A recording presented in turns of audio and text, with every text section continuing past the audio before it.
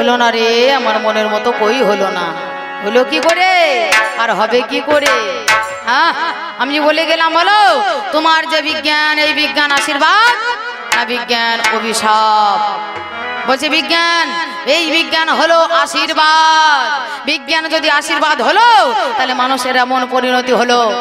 এই বিজ্ঞানের কারণে ট্রেন আসছে, ট্রেন হয়ে গেল বিস্ফোরণ, ট্রেন চুরমার হয়ে গেল।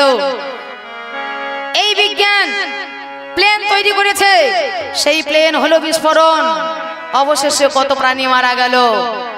এমন গ্যাস আবিষ্কার করেছে, ওই গ্যাসে রান্না করছে, ওই গ্যাস যদি ঘরের মধ্যে বিস্ফোরণ হয়ে যায় তাহলে বাঁচানো মানুষকে বড় দায়। শুধু তাই নয় যে ফ্রিজ আবিষ্কার করেছো, সকালবেলায় রান্না করছো, রাতের বেলায় খাচ্ছ, হ্যাঁ আজকে রান্না করছো 5 দিন পরে খাচ্ছ। এসব বাসি খাবার খেয়ে খেয়ে এদের লারি ভুড়ি পচে গিয়েছে। হ্যাঁ টাটকা খাবারের মধ্যে মজা আছে, এরা ফ্রিজের মধ্যে খাবার ভরে রাখে আর আজকের খাবার 7 দিন পরে খায়। এরা ভালো থাকে? এই ফ্রিজ ভালো জিনিস, কিন্তু এই ফ্রিজ যদি বিস্ফোরণ হয়ে যায় তাহলে কি হবে অবস্থা হবে? 4 তলা ছাদকে ফুটিয়ে তোমার শেষ করে দেবে। এত বড় খতরনাক জিনিস। হ্যাঁ এরা কি করেছে? এরা সন্তান সৃষ্টি করছে, হ্যাঁ সন্তানের জন্ম দিচ্ছে। পেটের মধ্যে যখন বাচ্চা আসছে, বাচ্চা আসার সঙ্গে সঙ্গে ডাক্তারের কাছে যাচ্ছে। ডাক্তার যেভাবে বলছে সেইভাবে চলছে। হ্যাঁ যখন 9 মাস বয়স হলো তখন বলছে কালকে এসো। ডাক্তারবাবু ফোন করে বলছে কালকে এসো, কোনো জ্বালা নাই, যন্ত্রণা নাই, নাই নাই কিছু নাই। গিয়ে ডাক্তারবাবুর কাছে হাজির হলো। ডাক্তারবাবু বলছে আজই বাচ্চা হবে।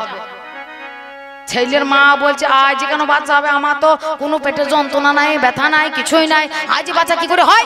তা বলছে হ্যাঁ হবে হবে, বিজ্ঞানের যুগে সব হবে। হ্যাঁ সামনে নয় বাবা, বাইপাস করে মাল বার করে দিচ্ছে, সব সিজারে বাইপাসে, সামনাসামনি নয় বাবা। সন্তানের জন্ম এইভাবে হচ্ছে না। আর আগে কি হইতো? আগে সন্তানের জন্ম হইতো, হ্যাঁ পেটের মধ্যে ব্যথা হইতো, মা যত কষ্ট পেত, ছেলে যত কষ্ট পেত, মা যত কাতরাইতো, ছটফট করতো। পেটের মধ্যে ছেলে আছে, সে কিন্তু ছটফট করতো। হ্যাঁ তাইলে তখন ছেলে জন্ম হইতো, ঘরের মধ্যে ভরে দিত আর একটা প্রদীপ জ্বেলে দিত। তখন মায়েরা, আগেকার দিনে মায়েরা বলতো রে প্রদীপ দাও গো, কাজ করে ছেলে হবে টুক করে, প্রদীপ দাও কাজ করে ছেলে হবে টুক করে। এখনকার যুগে সেই ছেলে হয়? আজ একজনা যদি বাচ্চা হয়, 4খানা গাঁয়ের লোক জানতে পারে যে অমুকের বইয়ের বাচ্চা হবে। হ্যাঁ তাহলে বাইপাস করে সন্তান এরা প্রসব করিয়ে নেয়। সিজার করতে গিয়ে, বাইপাস করতে গিয়ে এই বিজ্ঞান আশীর্বাদ এমন আশীর্বাদ করে দিয়েছে যা সন্তানের নারী কাটতে গিয়ে পাখি কেটে বসে আছে। ঠিক ঠিক সত্যিকারের কথা বাবা, এ বিজ্ঞান এমন বিজ্ঞান গো, ছেলের নারী কাটতে গিয়ে কি কাটতে কি গেছে বসে আছো, এই তো তোমরা বিজ্ঞান। হ্যাঁ সিজার করেছে, সন্তানের জন্ম হয়ে গিয়েছে, প্রস্রাবের নালী কেটে দিয়েছে। বাস্তব সত্যি কথা, পাশের বাড়ির কথা। হ্যাঁ প্রস্রাবের নালী কেটে দিয়েছে। যতদিন বাঁচবে সেই প্রস্রাবে ক্যাথিটার পরে তাকে থাকতে হবে। যত কাজ বাঁচবে, তত দিন বাঁচবে। আমার থেকে এমন কিছু বড় নয়, 3-4 বছরে বড়। হ্যাঁ তা যতদিন বাঁচবে সেই ক্যাথিটার পরে তাকে থাকতে হবে। আর এমন বাচ্চা হইতে গিয়ে এমন প্রযুক্তি বিজ্ঞানী তোমার ব্যবহার করেছে। বিজ্ঞান আশীর্বাদ কেমন করে হলো সেই বিজ্ঞান আশীর্বাদ? সেই মেয়ের জীবনটা কিভাবে ফিরিয়ে দেবে বলো? হ্যাঁ সে কোনো কর্ম করতে পারবে? হ্যাঁ কোন কর্ম করতে পারবে? শাশুড়ির কাছে গন্ধনা খেয়ে খেয়ে, স্বামীর কাছে, ভাসুরের কাছে, জায়ের কাছে গন্ধনা খেয়ে খেয়ে তাকে সারাটা জীবন এইভাবেই থাকতে হবে। কেমন করে তোমার বিজ্ঞানের আশীর্বাদ হলো বলতে পারো? তা এই তো তোমার ভাব, আর এই তো তোমার বিজ্ঞানের প্রযুক্তি। হ্যাঁ তাই বলে গেলাম, যা বলেছ হলো না রে আমার মনের মতো কই হলো না। ও তুমি ছাঁচের জলে ডুবে মলে, ছাঁচের জলে ডুব দিচ্ছ তুমি বন্ধু। ছাঁচের জল কাকে বলে মা? আকাশে বৃষ্টি হয়, সে বৃষ্টির জল ঘরে চালে পড়ে, আর চালের জলটা যে জায়গায় পড়ে তার নাম হচ্ছে ছাঁচতলা। ভাই রে ওরে ছাঁচের জলে ডুবে মলে, ও তুমি কোন কিনারা আর পেলে না।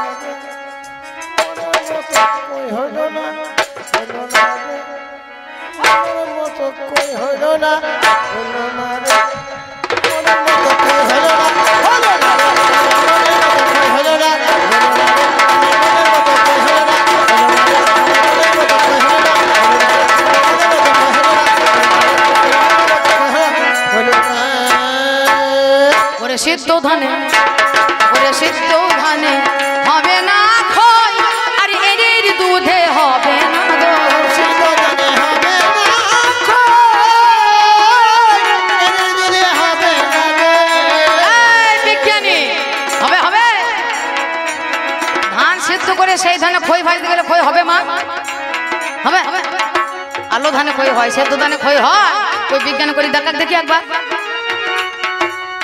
হ্যাঁ এই যে গরু দুধ হয় এ বিজ্ঞানের চোখে ছেলে হ্যাঁ বিজ্ঞানে দেখবো এই যে গরু দুধ করে দেখাও দেখি জীবনে কোনোদিন হবে না ওরে সিদ্ধ ধানে হবে না খই আর এর দুধে হবে না দই সিদ্ধ ধানে হবে না খই এর দুধে হবে না দই ওরে রাম ছাগলে জানবে না মই ছাগলে জানবে না মই ওরে রাম ছাগলে জানবে না মই হইচই করে কাজ হবে না হইচই করে কাজ হবে না হইচই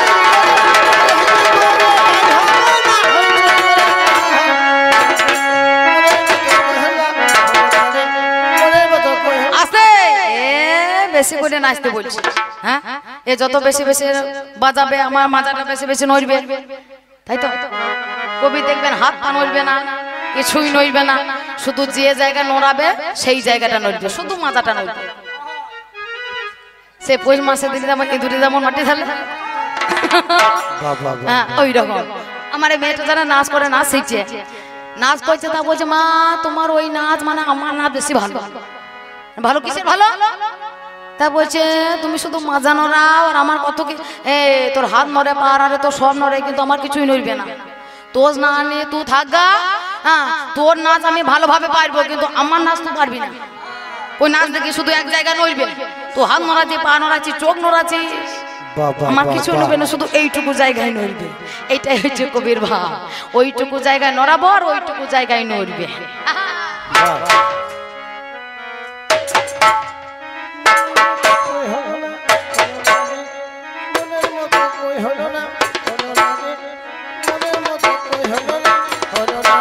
আমার মনের মতো হলো না রে আমার মনের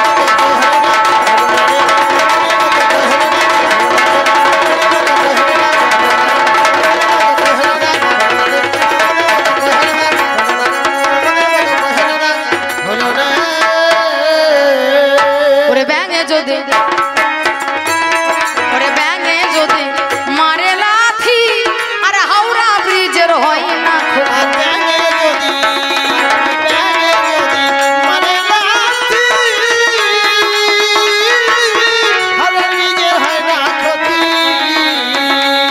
ওরে ব্যাঙে যদি মারে লাথি আর হাওড়া ব্রিজে হয় না ক্ষতি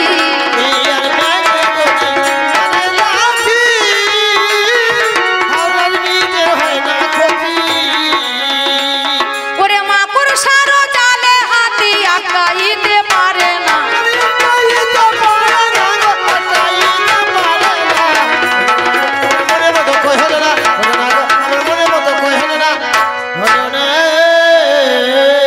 যা হয় না তা হবে না যা হয় না তা হবে না তুমি পড়িলে যাহাই আলোচনা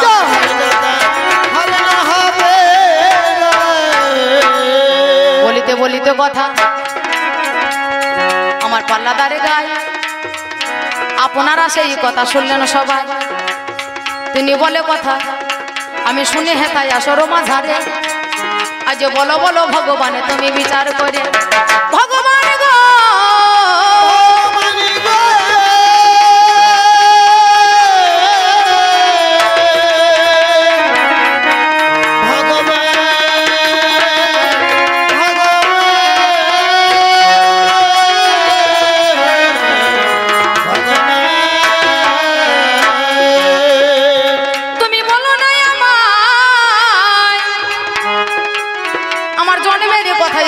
বলে যাই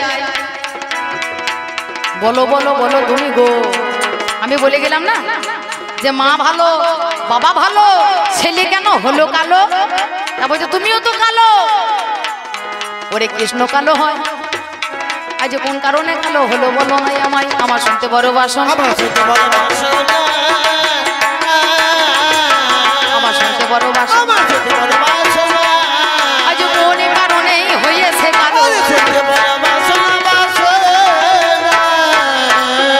আমি কি বলিব ভাবের কথা, আরে দিনা দিনা দিনা, আমি কি বলিব ভাবের কথা, দিনা দিনা দিনা, আমি তোমায় বলে যাই, আমি তোমায় বলে যাই, তোমায় বলে যাই, আমি তোমায় বলে যাই, ওরে বংশের ওই কারাগারে দিনা দিনা দিনা, আমার জন্ম হয় তাহা জানে তা সবাই, তোমার জন্ম হয় জানে তা সবাই, বলে বংশের কারাগারে মা দৈব কিরুদারে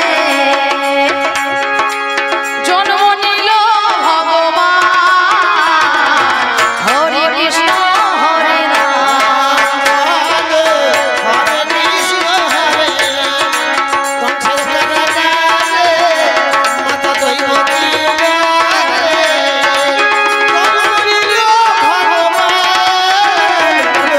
হরে কৃষ্ণ হরে রাম, হরে কৃষ্ণ হরে রাম, হরে কৃষ্ণ হরে রাম। ভগবানে কেমন লীলা যুগের অবতার, ভগবানের এমন লীলা যুগে অবতার, আপনি খুলে যায় কংসের কারাগার, আপনি খুলে যাই কংসের কারাগার। ভগবান ছিল কোথায়? মা ছিল, বাবা ছিল কংসের কারাগারে মথুরা নগরে, কিন্তু সব ভগবানের লীলা, ভগবানে কেমন লীলা যুগের অবতার, আপনি খুলে যায় কংসের কারাগার, রোধ করিতে পারবে না কেউ, রোধ করিতে পারবে না কেউ বেদের বিধান, হরে কৃষ্ণ হরে রাম, হরে কৃষ্ণ হরে রাম, কংসের কারাগারে মাতা দৈবকী গারে, জন্ম নিল ভগবান, হরে কৃষ্ণ হরে রাম, হরে কৃষ্ণ হরে রাম, হরে কৃষ্ণ হরে রাম। বসুদেবে লইয়ে যায় মাথার ওপরে, বসুদেবে লইয়া যায় মাথার উপরে, যমুনা পার করে মা যশোদার ঘরে, আর যমুনা পার করে যশোদার দেখো ঘরে, বসুদেব লইয়ে যায় মাথার ওপরে, যমুনা পার করে মা যশোদার ঘরে, দিনে দিনে বড় হয়, দিনে দিনে বড় হয় নব ঘনশ্যাম, হরে কৃষ্ণ হরে রাম, হরে কৃষ্ণ হরে রাম, মাতা দৈবকী গারে, জন্ম নিল ভগবান, হরে কৃষ্ণ হরে রাম, বলো হরে কৃষ্ণ হরে রাম, হরে কৃষ্ণ হরে রাম।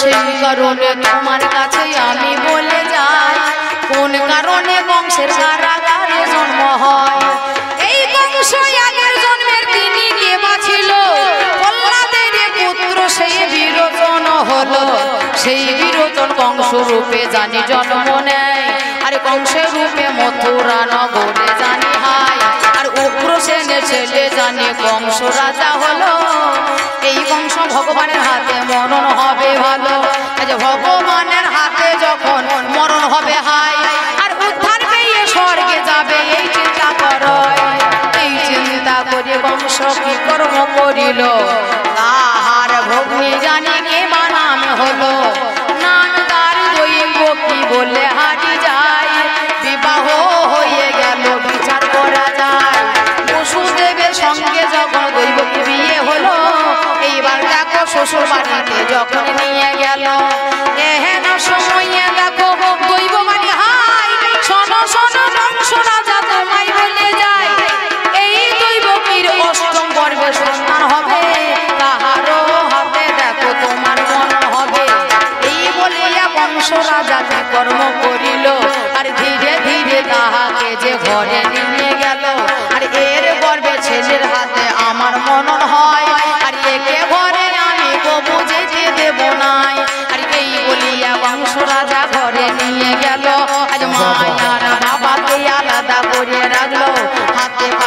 শিকল বাঁধা বলে হারি যায় আর এহেন সময়ে আমার নারায়ণ হয় অন্তর্যামী নারায়ণে কি কর্ম করিল আত্মার আত্মা সংস্পর্শে জন্ম হয় না ভালো ভগবানের আবির্ভাব হয় যে ওরে ধন নারায়ণ দৈবকীকে দেখা দেয় তখন শোনো শোনো দৈবকী মা তোমার কাছে গাই তোমার ওই উদরে আমি জন্ম নেব তাই এই বলিয়া একটা জ্যোতি এসে হাজির হলো দৈবকীর গর্ভ মাঝে অগ্নি দেখা দিল সঙ্গে সঙ্গে দৈবকীর সন্তান জন্ম হয় চার হাতে রূপে অগ্নি জন্ম হয় চার হাতে রূপে দেখো এবার জন্ম হলো তারপরে বসুদেবের দিতে লাগিল সকালবেলায় বংশরাজা শনিবারে পায় অবশ্যই এই ছেলেকে মেরে দেবে তাই তাই বলে দৈবকী শোনো গুণধন আমার হাতে যে আজই করোনা ক্ষেপণ যত্ন করে বৃন্দাবনে আমি নিয়ে যাব অবশ্যই ছেলেকে আমরা ফিরে পাবো এই বলে বসুদেবী কি কর্ম করিল মাথায় এইবারে অমনি তুলে নিল যত যত শিকল বাবা অমনি ভুলে যায় অন্ধকারে কারাগারে আলোকিত হয় যাদের মধ্যে অধর্ম ছিল ওরে ধন ঘুমাইয়া পড়িল মরিন বদন যাদের মধ্যে ধর্ম বাবা ছিল ওরে হাই অবশ্যই তারা দেখো প্রাণে জেগে যায় এইবার বসুদেবে অমনি নিয়ে গেল যমুনা নদী দেখো পারি যে করিল বৃন্দাবনের মাঝখানে দিল দর্শন মা যশোমতীর কোলে আজ দিল কৃষ্ণ কৃষ্ণ সেখানেতেই বড় হলো কৃষ্ণ সেখানেতেই বড় হলো দিনে দিনে বাড়িতে লাগিল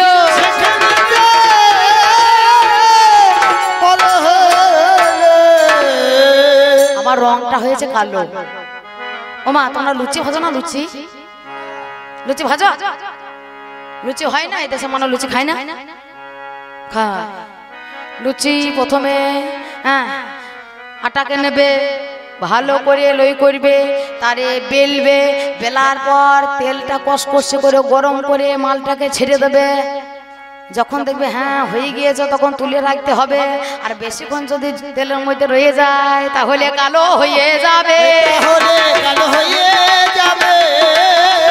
বেশিক্ষণ থাকিলে পরে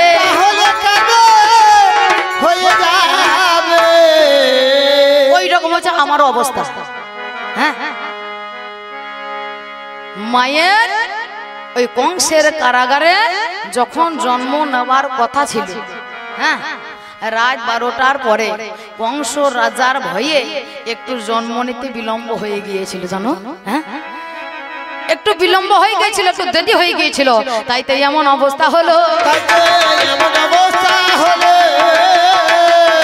রঙই আমার কালো হলো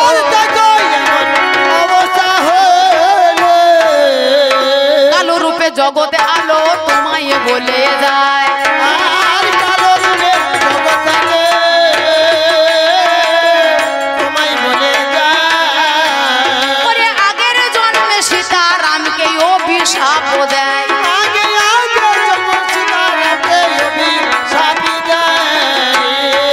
আজ হারাম হারাম করে আমার জীবন গোয়াইল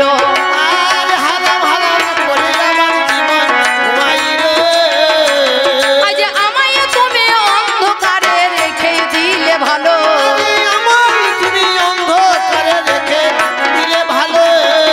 তাই আমি তোমার কাছে অভিশাপ দিয়ে যাই পরে জন্মে শ্যামল বর্ণ তোমার হবে নাই আজ কালো অন্ধকারের মতো বর্ণ তোমায় হবে আরে কালো কৃষ্ণ লোকে দেখো তোমারে বলিবে তাই ওই সীতার ওই অভিশাপেই আমার কালো হতে হয় আর এই জন্মে কালো হয়ে আমার জন্ম হয় সেই সীতা একদিন দেখো রাধারানী হলো রাধারানী হইয়ে তিনি কি কর্ম করিল এই রাধা হইয়ে দেখো কি কর্ম করায় আরে কালো কালো কালো কালো আমায় বলে যায় বলছে কালা কৃষ্ণ কালো হ্যাঁ কালো ছাড়া কি আছে কালোই তো ভালো হ্যাঁ চোখের নয়নের মণি কি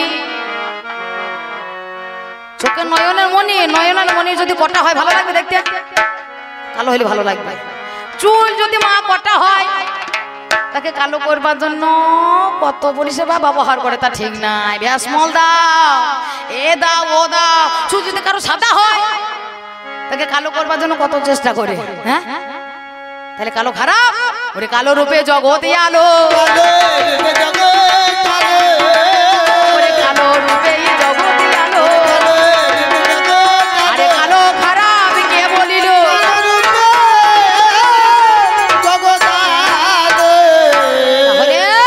আমার রং হচ্ছে কালো। কালো কালো করো কেন যোগওয়ালার ছি, আমার বিধাতা করেছে কালো, আমি করব কি? সেই কারণে মাল্লাদারে আমায় বলে যায়, আজ জন্ম হবার সঙ্গে সঙ্গে 4 হাতে হয়। এই যে পরে আবার দেখো কৃষ্ণ 4 হাত না ছিল, আজ 2 হাতে হইয়ে দেখো বংশী ধরিল। কৃষ্ণ 4 হাত জন্ম হবার সঙ্গে সঙ্গে, কিন্তু এই 4 হাত থেকে পরে হয়ে গেল 2 হাত। আর একটা আর 2 হাত দিয়েছিল কোথায় জানো? যখন পিতা বসুদেব মাথায় করে নিয়ে চলে আসে যমুনা নদী পার হতে হতে, সেই যমুনা নদী উত্তাল তরঙ্গে বইতে লাগলো। স্বয়ং মা দুর্গা সেদিন শিকালিনীর বেশ ধারণ করে আমাকে পার করেছিল। পিতা বসুদেব তার মাথায় থেকে কৃষ্ণ জলে পড়ে গিয়েছিল। কোন জলে? যমুনার জলে। সেই যমুনা তিনি ছিল একজন ভক্ত, ভগবানকে আর ছাড়তে চাইল না। সেই সময় যমুনাকে বলছে, যমুনা তুমি ছেড়ে দাও, আমার পিতা আমায় খুঁজছে। আমার পিতা যদি আমাকে না খুঁজে পায়, সেও হয়তো প্রাণ ত্যাগ করবে। আমি পিতৃ হত্যার ভাগী হইয়ে দাঁড়িয়ে যাব, তাই সেই কারণে তোমার কাছেই আমি বলে যাই, 2 হাতে তোমার কাছে দিয়ে গেলাম ধন, আর 2 হাতে তুমি দাও গো এখন।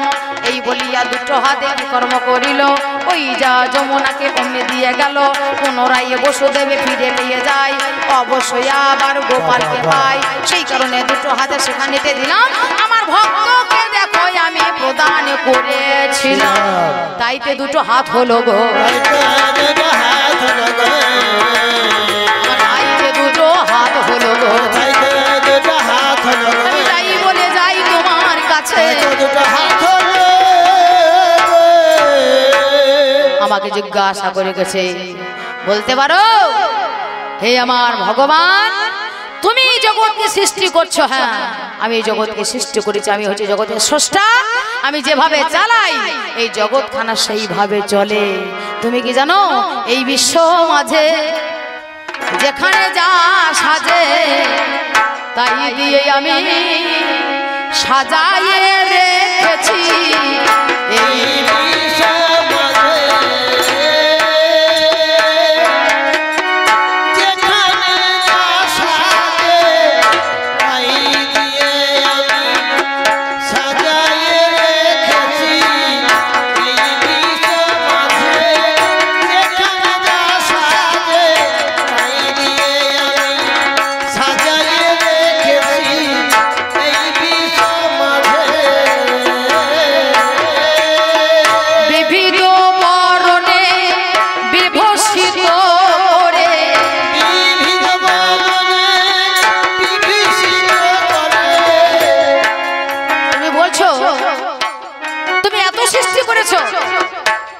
সব মানুষের 2 হাত আছে, 2 পা আছে, চোখ আছে, কান আছে, নাক আছে, সব মানুষ একই আছে, অথচ মুখের ছাঁচগুলো আলাদা আলাদা।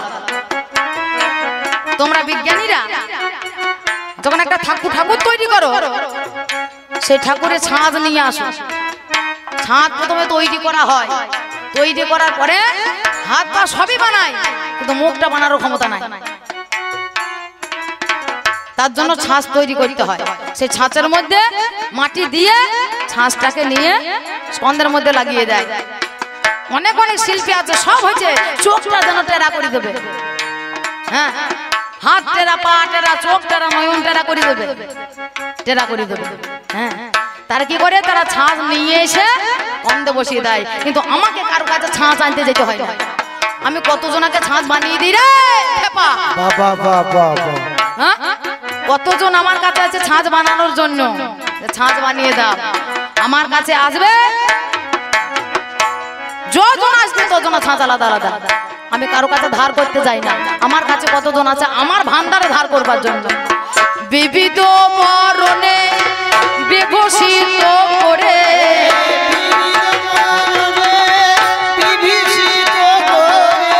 তারই উপরে আমার নামে দিয়েছি। এই বিশ্ব মাঝে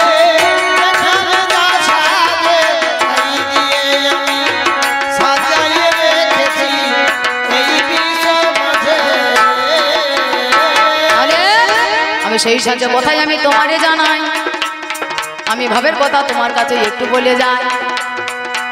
তাই তিনি হচ্ছে জগৎময়, জগতের ঈশ্বর, তিনি হচ্ছে সকলের সাহায্যকর্তা। আমি তোমায় বলে যাই, হ্যাঁ, আমার কাছে যে জিনিস আছে হে বিজ্ঞানী তোমার কাছে নয়, তার জন্য তোমার আমার কাছে ধার চাইতে হয়। তুমি কি করছো? আমি সৃষ্টি করছি, সেই মানুষ সৃষ্টি করছি, পশু পাখি কীট পতঙ্গ, হ্যাঁ, সব আমার দ্বারাই সৃষ্টি। একটা নয়, দুটো নয়, বহু বহু সৃষ্টি হয় আমার কাছে। তার হাত আছে, পা আছে, মুখ আছে, চোখ আছে, কথা বলতে পারে, কানে শুনতে পায়, তাদের বুলি শেখাইতে হয় না। আরে বিজ্ঞানী ভাই, তারা মানুষ তৈরি করে, মানুষ তৈরি করে এরা, হ্যাঁ, টেস্ট টিউবে ছেলে এরা তৈরি করে, মানুষকে এরা তৈরি করে। আমি এমন মানুষ তৈরি করি, সেই মানুষ সৃষ্টি করতে পারে, সন্তানের জন্ম দিতে পারে। আর বিজ্ঞানী যে মানুষ তৈরি করছে, সেই মানুষ সন্তানের জন্ম দিতে পারে?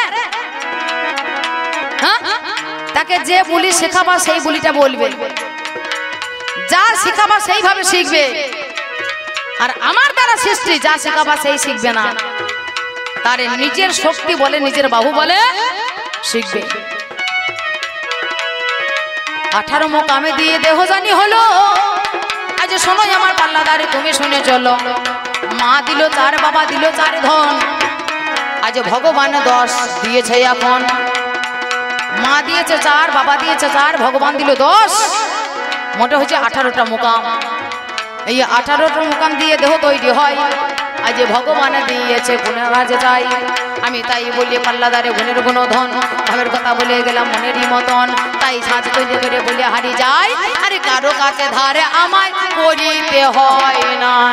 তুমি জানো না, তুমি জানো না,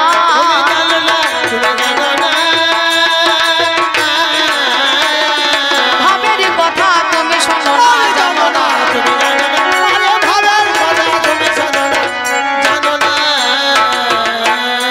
আমি কি বলিব ভাবের কথা, আমি যাইতে বলি ভাবের কথা। ওই যে আমায় বলে যায়, আরে ভক্তকে কেন কাঁদাও তুমি, তুমি বলো তো আমার, ওরে ভক্তই আমার মাতা পিতা, ভক্তই আমার গুরু, ভক্তই আমার নাম দিয়েছে বাঞ্ছা গল্প তরু। আমি যার তার ঘরেতে যাই ওরে ধন, ভগবানের জন্য যদি কেউ না কাঁদে কখনো, ভগবানের জন্য যদি কেউ কাঁদে, ভগবান তার জন্য কাঁদে। ভগবান বলে গেছে, আমার জন্য যদি কোনো ভক্ত 1 পা এগিয়ে যায়, আমি সেই ভক্তের জন্য 10 পা এগিয়ে যাই। হ্যাঁ, ভগবান কাকে কাঁদিয়েছে বলো? কেউ যদি ভগবানের নাম নিয়ে কাঁদতে পারে, তার মতো সুখী কেউ তো হয় না, ওরে তার মতো সুখী কেউ হবে না। বিচার করে তুমি দেখো না,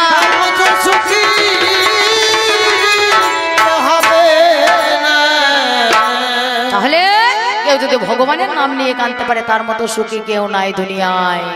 কিন্তু ছিল কে? নাম যা রাধা রানী, পাগল মোনামা।